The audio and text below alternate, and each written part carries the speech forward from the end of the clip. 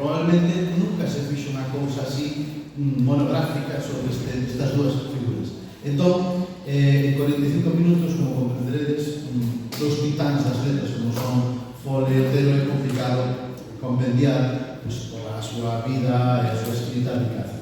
E tive que optar. Entón, advirtovos que non vou andar aos vieiros da análise comparativa, da análise intertextual, porque darían para outra conversa máis delongada, e eu me vou limitar hoxe, que non é pouco, e aquí tamén vou a referirme a cuestións textuais e demais, non?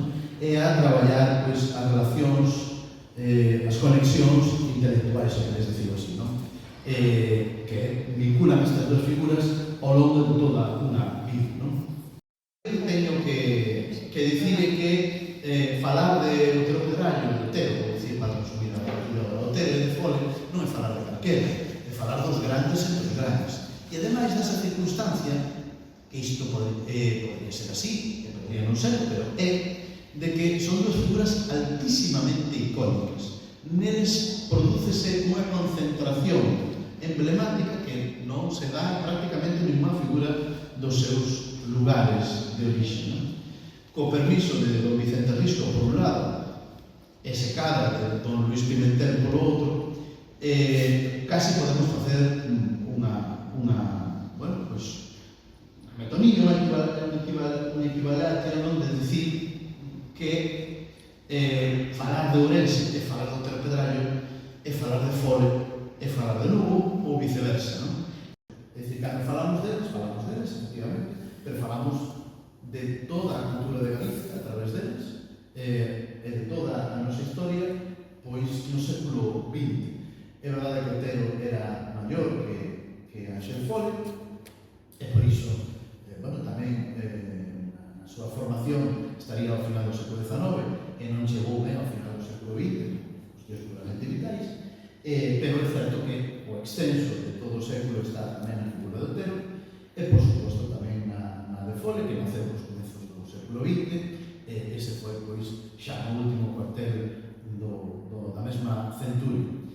E, ainda que eran, como digo, pois de xeracións literarias distintas, e Fole era un junior ao pé dun senior que podría ser para él Otero Pedrallo, coñeceronse, cruzaron as súas vidas, tiveron liñas tangentes xa desde moi cedo para a vida de un e sobre todo para a vida de outro, non?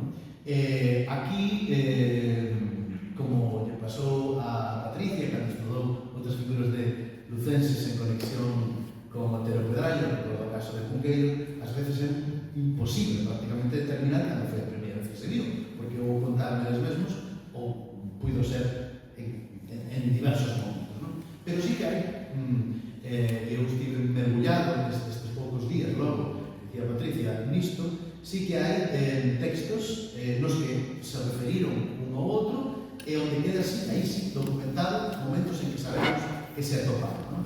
É probablemente ou por menos o primeiro que está documentado, o primeiro momento en que sabemos que se viron, que se saudaron, que estiveron xuntos e que falaron, foi cando se fixo un homenaxe a Castelao en Lugo, o 19 de xullo de 1932. E decía daquela Otero Pedrallo de Fole: este é un home que sabe camiñar nos soños e na noite, na eira e nos outros, María Victoria, que aparecen nos castillos, pero os outros máis felices, ao pé das murallas de Lugo ou nas rúas de Santiago, un camiñante perenne que gusta de percorrer os eiros e os castros, particularmente o castro romano lucense, no que privou máis a lei do Aurúspice que a do Pretor, pois fixeron da cidade máis que unha fortaleza un templo.